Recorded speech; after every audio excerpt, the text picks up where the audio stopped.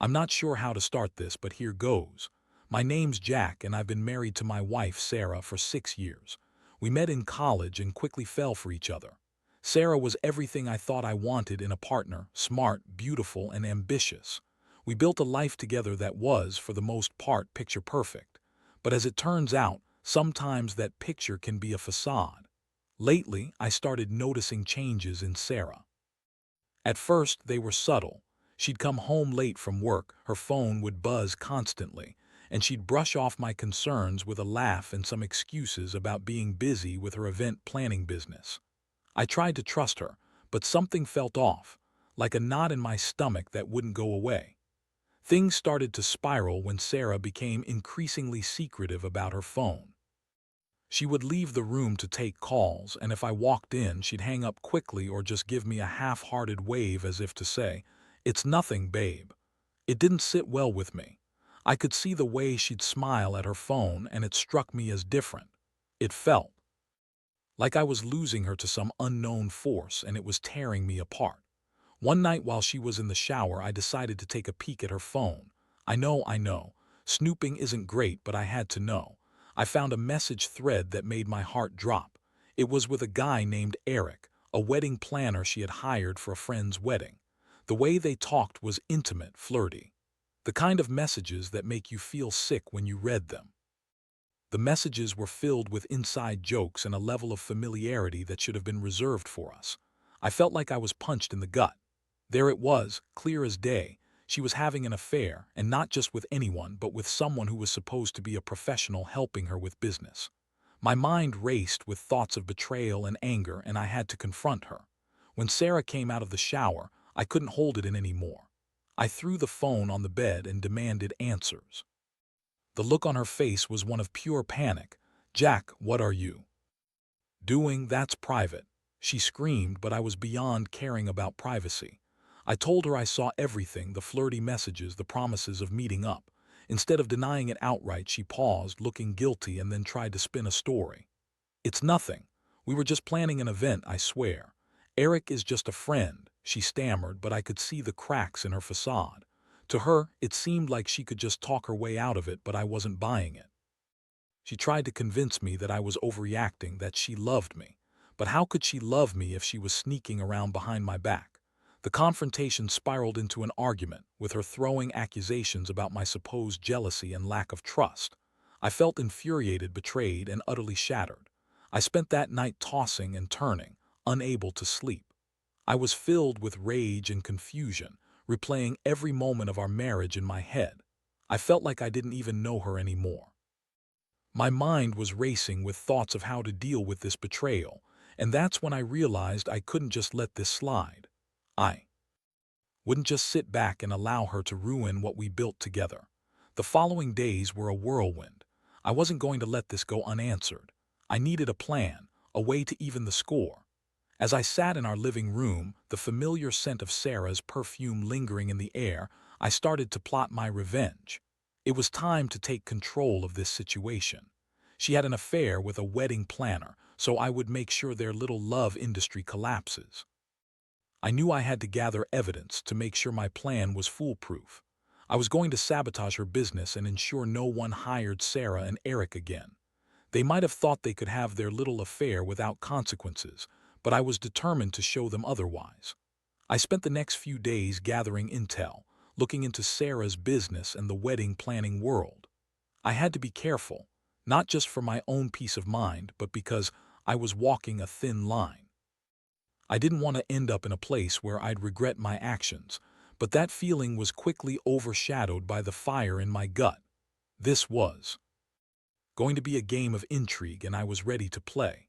Little did they know, I was about to turn their world upside down, and I couldn't wait to see the fallout. I was about to unleash a storm, and there was no turning back. In the midst of all this chaos, I learned something fundamental. Love isn't just about romance. It's also about trust and loyalty. I felt like I was entering a dark phase of my life, one where I had to choose between morality and revenge. But all I could think about was the pain she'd caused me, and I was ready to make them pay. The days following my confrontation with Sarah were some of the darkest I've ever experienced. Everything felt surreal, like I was living in a twisted reality where my wife had become a stranger. I wanted to scream, to shake her, to make her understand the pain she had caused. Instead, I turned inward, trying to channel that raw energy into something productive. Revenge was brewing deep inside me, and I had a plan. I began by researching Sarah's business more thoroughly. She had built a decent reputation in the wedding planning scene, and I needed to find a way to dismantle it. The more I learned about the industry, the more I realized there were many avenues I could exploit.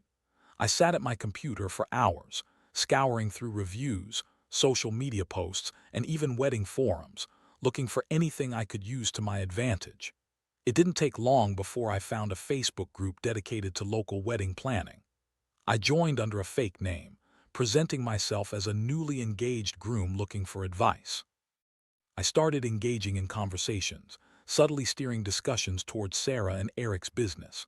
I knew how important word of mouth was in that industry, and I wanted to ensure that any whispers about their affair would spread like wildfire. I crafted a narrative, one that painted Sarah as unreliable and untrustworthy. I heard that she was having personal problems. I posted, pretending to be concerned for potential clients. You know how it is. Sometimes things just don't work out with planners.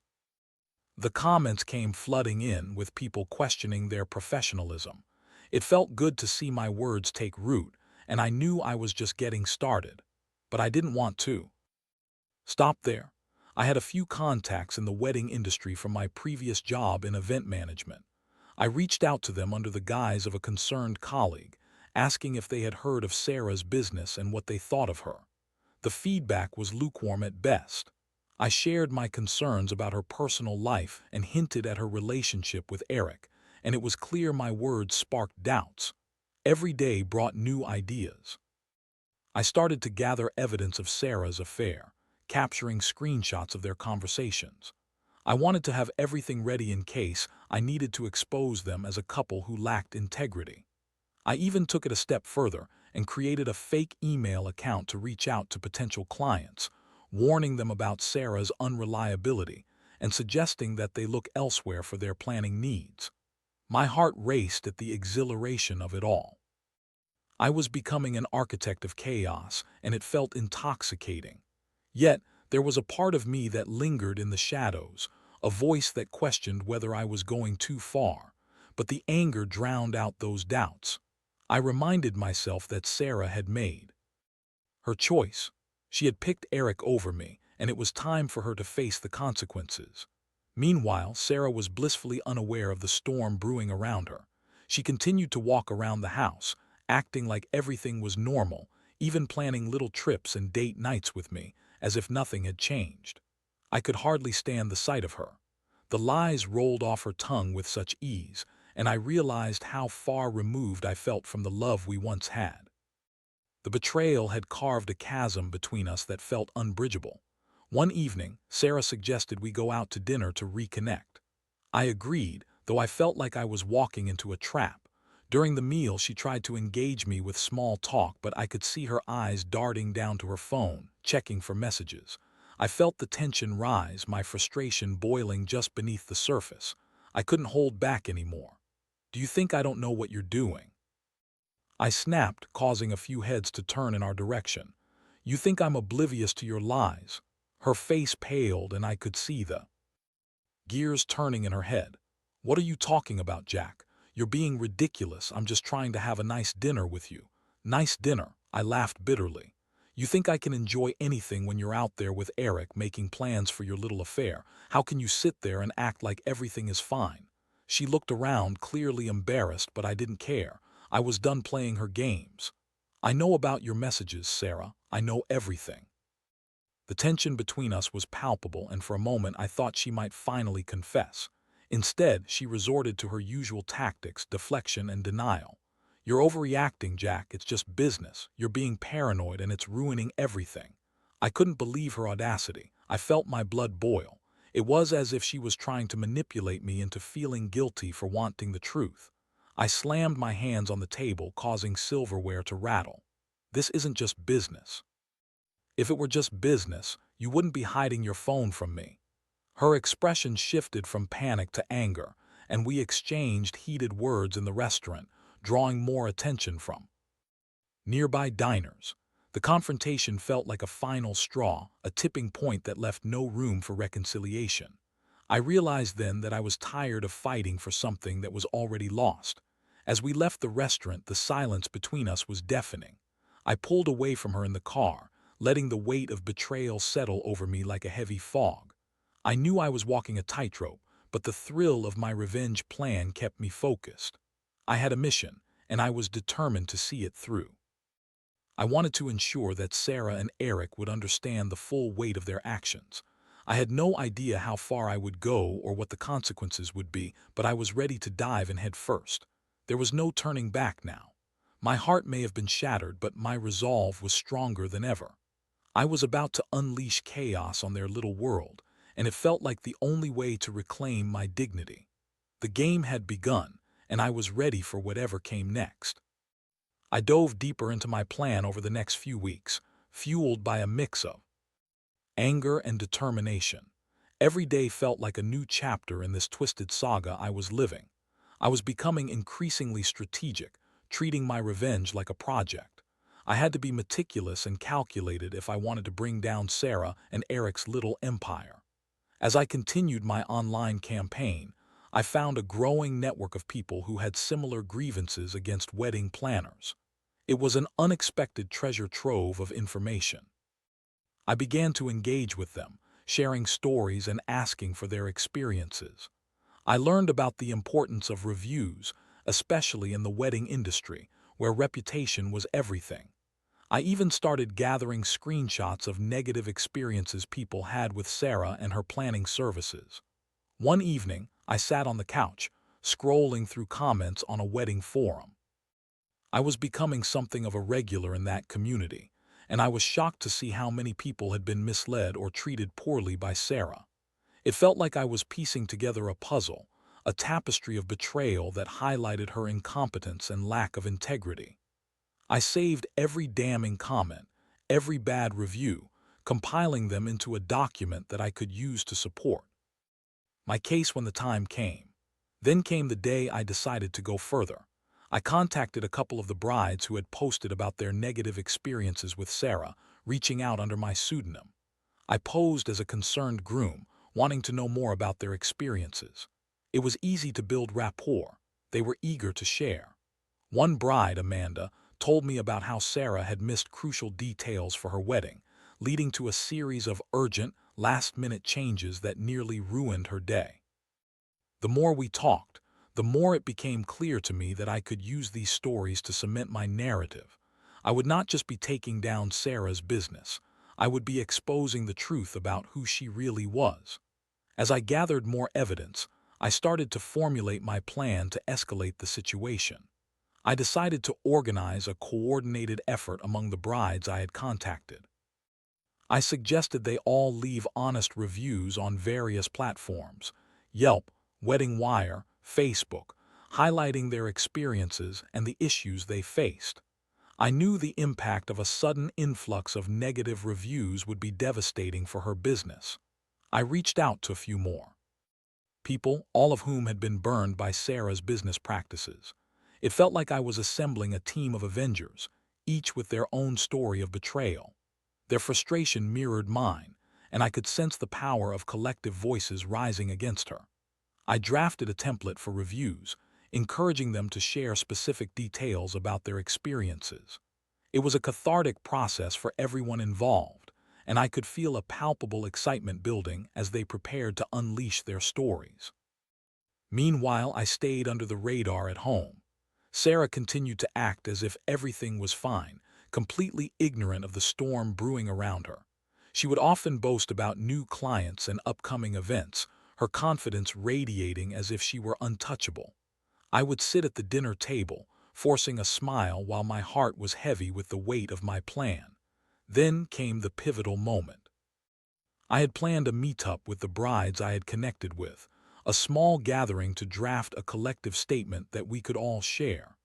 I suggested a local cafe, a cozy spot where we could discuss our experiences and finalize our reviews. It felt like a clandestine operation, a secret mission to take down my wife's business. The night before the meetup, I felt a mix of excitement and apprehension. I knew I was crossing a line, but after everything Sarah had done, I felt justified. It was time to show her the consequences of her actions, to reveal the depth of her betrayal. I spent the evening checking and rechecking my notes, ensuring I had everything in place for the following day. On the day of the meet, I arrived early to set the tone. As the brides trickled in, I felt a rush of camaraderie. We were all in the same boat, hurt, betrayed, and ready to take action. We shared our stories over coffee, laughing and commiserating about our experiences with Sarah's business. It was liberating to finally talk freely about our grievances with someone who understood. Together, we crafted a powerful statement that encapsulated our shared experiences. We reviewed each other's stories, making sure they were clear and impactful. By the end of the afternoon, we were ready to unleash our words into the world. It was a moment filled with triumph, knowing that we were taking back our power. When I returned home that evening, I felt a strange mix of satisfaction and dread.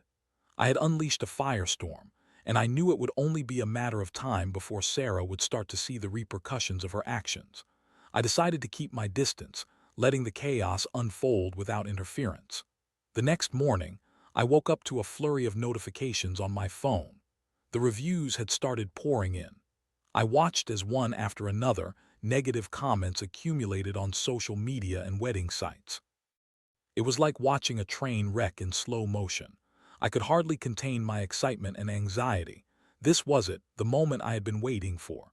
Sarah came down for breakfast, and I could see her scrolling through her phone, her expression shifting from confusion to disbelief. "What the hell is this?" she exclaimed, her voice rising in panic. I tried to maintain my composure, feigning innocence. "What's wrong?" I asked, trying to sound nonchalant. "Jack, people are leaving these horrible reviews about my business." "What is happening?" Her face was a mask of shock, and I felt a surge of satisfaction at the sight. "I don't know, babe. Maybe they're just unhappy clients," I replied, hiding my amusement. She was spiraling now, pacing the kitchen and frantically tapping her phone. "This is going to ruin everything. I can't believe this." I watched her unravel, and I felt a strange sense of power. She was experiencing a taste of the consequences I had been dreaming about. My heart raced as she continued to scroll through the reviews, the panic in her voice intensifying. "Jack, we need to fix this. I'll lose everything if this continues." Her desperation was palpable, and for a moment I almost felt a pang of sympathy, but I pushed it aside. This was about more than just revenge. It was about justice. As the days went by, the reviews kept piling up. Sarah's business, once thriving, began to crumble. She spent hours on the phone trying to salvage her reputation, but it seemed every attempt only dug her deeper into a hole. Clients started canceling their contracts, and I could see the walls closing in on her. It was a beautiful chaos, and I reveled in it.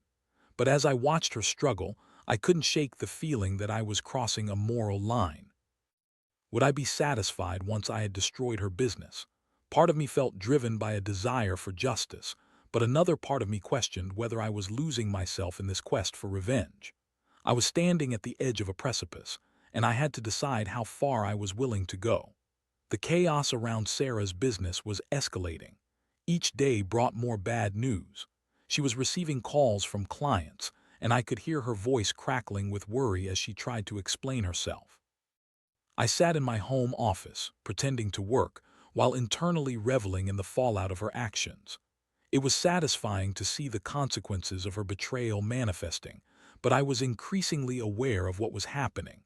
I was becoming consumed by this revenge plot. At night, while Sarah tossed and turned, anxiety written all over her face, I lay awake contemplating the path I had chosen. I had started this journey to regain control of my life after her infidelity, but it was beginning to feel like I was spiraling into something darker. I felt powerful, yet hollow. Revenge had become my only focus, but it was costing me my peace of mind. Then came a turning point that I hadn't anticipated. One evening, after a particularly heated argument with Sarah about her business, I saw something shift in her demeanor. For the first time, I caught a glimpse of vulnerability beneath her facade. She was sitting on the edge of our bed, her hands trembling as she scrolled through her phone, reading the reviews and messages that were flooding in. Tears welled in her eyes, and I felt a pang of guilt. "Jack, please.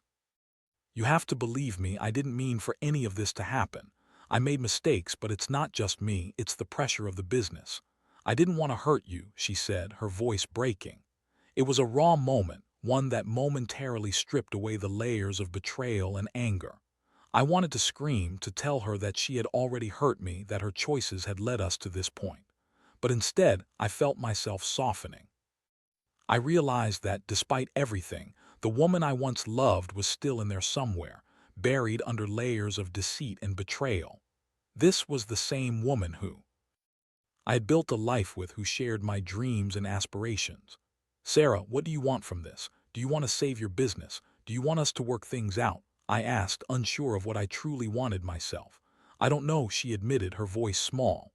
"I thought I could manage everything, but I've messed up so much. I don't even know how to fix it. I wish I could just go back and undo the past." That night, I sat in silence, reflecting on what she had said. I was at a crossroads. Part of me was ready to continue my revenge, to see her world collapse completely. But the other part of me was filled with a sense of desperation for reconciliation. Could we really work this out? Would I ever be able to fully trust her again? The next morning, I decided to take a step back. I needed to rethink my approach. I thought about how to address this whole situation differently. Instead of continuing my undercover campaign against her, I chose to confront the issue head-on. If we were going to salvage anything from this wreckage, we both needed to come clean and have an honest conversation about our feelings. When Sarah came downstairs, I sat her down at the kitchen table. "We need to talk," I said, trying to keep my tone steady. "I don't want to keep going back and forth like we have been. This isn't healthy for either of us." She looked at me, her eyes still red and puffy from the night before. "I agree, Jack, but where do we start?" I took a deep breath. "We start by being honest with ourselves and each other. I know what I've done is wrong, but I need to know what you want. Can we try to repair this, or is it too late?" We spent hours talking, sharing our fears, guilt, and hopes for the future. I admitted to her about my plan to undermine her business, my desire for revenge, and how it consumed me. She listened intently, and for the first time in a long while, I felt like we were on the same page, even if it was a reluctant one. "I know I messed up, Jack, and I never wanted to hurt you. I got caught up in the thrill of my business and let things go too far with Eric. I never meant for it to turn into an affair," she confessed, her voice steady but filled with sorrow. "But I want to make things right. Can you ever forgive me?" Her words were like a balm to my wounded heart. It was hard to reconcile the betrayal with this genuine plea for redemption. "I don't know, Sarah. Trust is hard to rebuild, and I feel lost in all of this," I replied honestly. We agreed to seek couples therapy, a step toward healing the wounds that had torn our marriage apart. It was a glimmer of hope, but I was still apprehensive. I knew that rebuilding trust would be a long process, and it wouldn't come easy. During our first therapy session, we were guided through a series of exercises designed to help us communicate better and understand one another's perspectives. It was awkward at first, but slowly we began to peel away the layers of resentment and hurt. We talked about our dreams, our fears, and the love we once shared, and it became clear that we both wanted to fight for our marriage. I also took a step back from my revenge plot. I knew I needed to let go of the animosity that had consumed me. I still had those screenshots and evidence of Sarah's affair, but I decided to keep them to myself for the time being. I would put my energy into healing, not hurting. As the weeks passed, I found myself grappling with the decision I had made, to prioritize our relationship over revenge. I saw Sarah working hard to regain my trust, and she was making changes in her life to prove she was serious about repairing our marriage. She cut ties with Eric, fully acknowledging the consequences of her actions. It was a step in the right direction, but the road ahead was still rocky. Yet, every time I felt the urge to revisit my revenge plan, I reminded myself of the conversations we had in therapy. I wanted to believe that love could overcome this. I wanted to put us back together, piece by piece, and perhaps even stronger than before. I was still wary of the potential fallout. I knew I had sacrificed a part of myself to pursue this course of action, and I had to reckon with the fact that revenge could have spiraled into something much worse. The decision I made to back off was a chance to heal, but it also meant facing the reality of Sarah's infidelity head-on. As I looked at her across the table, I realized that, despite everything, I still cared deeply for her. Love was messy, complicated, and often painful, but it was also beautiful and worth fighting for. I had to trust my instincts moving forward. The road to recovery wouldn't be simple, but it was a journey I was willing to take. I could leave the past behind me and focus on building something new. I had a choice not just to forgive but to find a way to love Sarah again. I could embrace the possibility of a future together, even if it was uncertain. And so began the next chapter of our lives, one where we both had to confront our demons, accept our mistakes, and learn to grow from them. In the end, I had to believe that love, even after betrayal, could find a way to thrive again. As I navigated the tumultuous waters of rebuilding my marriage with Sarah, I found myself oscillating between hope and skepticism. Therapy sessions became a regular fixture in our lives, and although they pushed us to confront uncomfortable truths, they also provided a framework for healing. Each session felt like a small step on a long path, filled with potential yet riddled with uncertainty. Sarah was committed to change. She started attending counseling on her own, seeking to understand the motivations behind her choices and the reasons she strayed.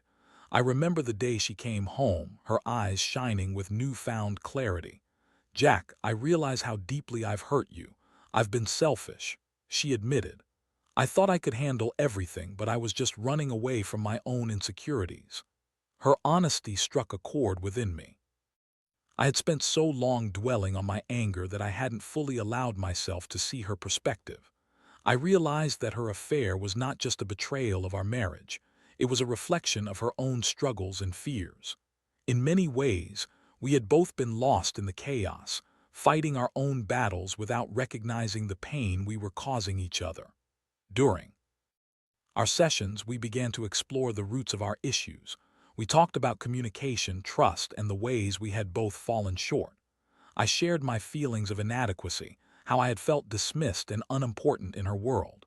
Sarah listened, and I could see her grappling with her guilt. Each revelation was like peeling back layers of an onion, revealing the raw emotions beneath. But even as we worked through our issues, the specter of her affair loomed over us. The ghost of Eric still lingered in my mind. I had chosen to set aside my revenge, but that didn't mean I had completely forgiven Sarah. Trust was still fragile, and there were moments when doubt crept in, leaving me questioning whether she truly understood the gravity of what she had done. One evening, after a particularly emotional therapy session, I lay in bed next to Sarah, trying to find solace in the closeness we once shared. As I looked at her, I couldn't help but feel an overwhelming mix of love and anger. "Do you think we can really come back from this?" I asked, half hopeful, half skeptical. "I want to believe we can," she replied. Softly, "but it's going to take work, real work. I'm committed to doing whatever it takes to earn your trust back. I'll show you through my actions." Her sincerity was palpable, yet the doubts lingered. I knew that rebuilding trust wouldn't happen overnight. It required vulnerability and effort from both of us. I had to confront my own feelings of resentment and learn to let go of the images of her with Eric. It wasn't easy, but I was willing to try. In the weeks that followed, we started to establish new routines. We made a pact to communicate openly about our feelings, both the good and the bad. We set aside time each week for check-in conversation, where we could express what was on our minds without fear of judgment. It became a safe space for us to voice concerns, celebrate small victories, and navigate our emotions together. Gradually, I began to see changes in Sarah. She was more present, more attentive. She surprised me with small gestures, a handwritten note, a homemade dinner, or simply asking about my day. These moments reminded me of the woman I fell in love with, the one who was passionate and caring.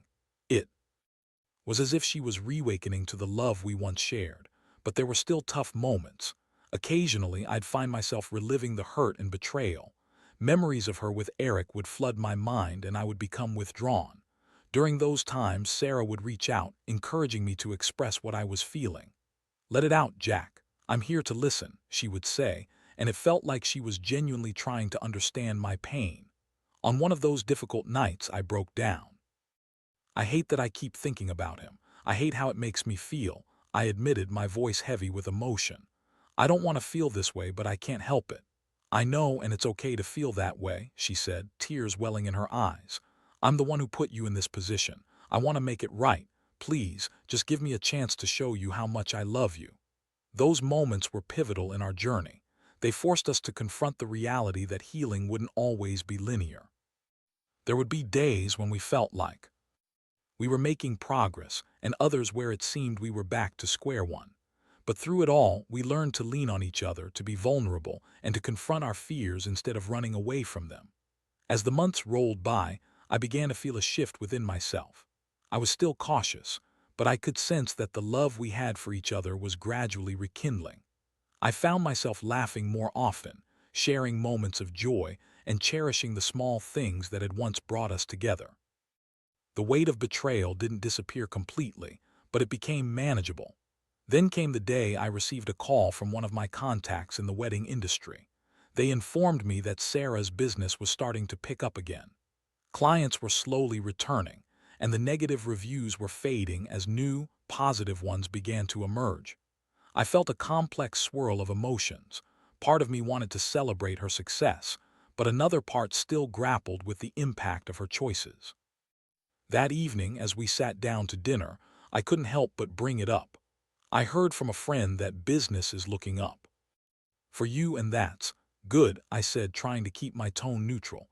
"Yeah, I'm really trying to rebuild my reputation," she replied, a hopeful smile spreading across her face. "I want to show everyone that I've learned from my mistakes." I fought back a wave of conflicting feelings. "I'm glad, but I want you to remember where we've been. I don't want you to ever forget what happened because it's shaped who we are now." "I won't forget, Jack, I promise," she said earnestly. Every day, I work to remind myself of the things I took for granted and the love we had. I want to build it back up, stronger than it was before. In that moment, I realized that we were both learning to embrace the journey of forgiveness and growth. I still had my doubts, but I also had newfound hope. We were no longer just two people trapped in the shadows of betrayal. We were partners striving to create something new together. As we continued to rebuild, I made peace with my decision to step back from revenge. I realized that true strength came not from punishing Sarah, but from confronting our challenges together. We weren't just survivors of betrayal, we were rebuilding our lives from the ashes. I had learned that love isn't always about grand gestures. Sometimes it's about the quiet moments of understanding, the willingness to listen, and the determination to grow together. The road ahead was still uncertain, but I felt ready to face it alongside her, hand in hand. Together, we were learning that love could endure even in the face of adversity, and that gave me the strength to believe in us once more. As we continued to navigate the ups and downs of rebuilding our marriage, I felt a sense of determination settling in. The work we were doing in therapy was beginning to bear fruit, and I noticed a change not just in Sarah, but in myself as well. I was learning to let go of the anger that had consumed me and was starting to rediscover the man I used to be before everything fell apart. One sunny Saturday, we decided to take a day trip to the coastal town where we had spent our honeymoon. It felt like a significant step, a chance to revisit the memories of love and joy that had initially brought us together. The drive was filled with laughter and playful banter, and for the first time in a long while, I felt a sense of lightness. The weight of betrayal had begun to lift, replaced by the hope of an uncertain but promising future. As we walked along the beach, the sound of the waves crashing against the shore created a soothing backdrop. I could feel the warmth of the sun on my skin, and I felt a sense of peace I hadn't experienced in months. We stopped to take in the view, and Sarah turned to me, her eyes sparkling with a mixture of nostalgia and yearning. "Do you remember that day?" she asked, pointing toward a spot on the beach where we had taken our first picture as a married couple. We were so carefree back then. I nodded, a smile creeping onto my face. Yeah, I remember. We were so excited about what the future held. That's what I want to get back to, she said, her voice soft and sincere. I want to create new memories, ones that remind us of the love we share, not the pain of the past. In that moment, I realized how far we had come. The journey we had embarked on hadn't been easy, but we had both done the hard work necessary to confront our issues. I had learned to forgive, and she had shown a genuine commitment to change. We had faced the darkness together, and now we were starting to emerge into the light. As the day unfolded, we took time to reconnect, sharing our hopes and dreams for the future. We talked about our plans for starting a family, traveling the world, and building a life that reflected the love we had for one another. I was surprised by how easily we fell back into our rhythm, as if the betrayal had acted as a catalyst for deeper understanding rather than a barrier. Later that evening, as the sun set and the sky turned shades of pink and gold, I turned to Sarah. I know we still have a lot of work to do, but I think I'm ready to trust you again. Her tears glistened in the fading light. That means everything to me, Jack. I want to work hard to be the partner you deserve. We stood there, embraced by the warmth of the setting sun, and I knew that while we would always carry the scars of betrayal, we would also carry the strength that came from overcoming it. The past had shaped us, but it didn't have to define us. As we made our way back to the car, I couldn't shake the feeling that we were stepping into a new phase of our relationship, one rooted in honesty, vulnerability, and a renewed dedication to each other. The shadows of infidelity were slowly fading, replaced by the light of hope and resilience. Over the following months, we continued to build upon the foundation we had laid. We celebrated small victories, from improving our communication to planning a short vacation together. Each day felt like a testament to our commitment to growth, both as individuals and as a couple. But it wasn't just about erasing the past, it was about learning from it. We started to embrace the idea that love is not just a feeling, but a choice we make every day. It's about showing up for one another, even when it's hard, and choosing to fight for our relationship no matter what challenges arise. Eventually, we decided to host a small gathering for family and friends to celebrate our renewed commitment to each other. As we stood together, sharing our story with those we loved, I felt a sense of vulnerability wash over me. We were laying bare our struggles and triumphs, but I also felt an overwhelming sense of pride. I know we've been through a lot, but I want you all to know that we're here today stronger than ever, I said, my voice steady. We've chosen to fight for our marriage, and I believe in the power of love to heal and transform. The support from our loved ones was overwhelming. They embraced us, offering their encouragement and love. In that moment, I understood the importance of community and the strength that comes from sharing our journeys. We were no longer alone in our struggle. We had a network of support that would help us through the challenges ahead. As time went on, I discovered that the path to healing is rarely a straight line. There were days when doubts resurfaced, and I found myself grappling with old wounds. But each time we leaned on each other, using the tools we had developed in therapy to work through those moments. I looked back on the chaos that had once defined our relationship and realized how much it had taught me about love, trust, and forgiveness. I had learned that we are all flawed creatures, capable of making mistakes, but also capable of growth and change. Months later, as I watched Sarah laugh with our friends, I felt a rush of love I thought I might never feel again. She had worked hard to rebuild the trust we had lost, and I was beginning to see her as not just the woman who had betrayed me, but as a partner who had shown resilience and determination to make things right. In the end, I realized that love is not just a fairy tale. It's a journey filled with challenges and triumphs, and it requires commitment from both partners. Our story was far from perfect, but it was ours, and I wouldn't trade it for anything. Together, we had transformed our pain into a powerful narrative of resilience and hope. From the ashes of betrayal, we were building a love that was not just surviving, but thriving, and for that I was eternally grateful.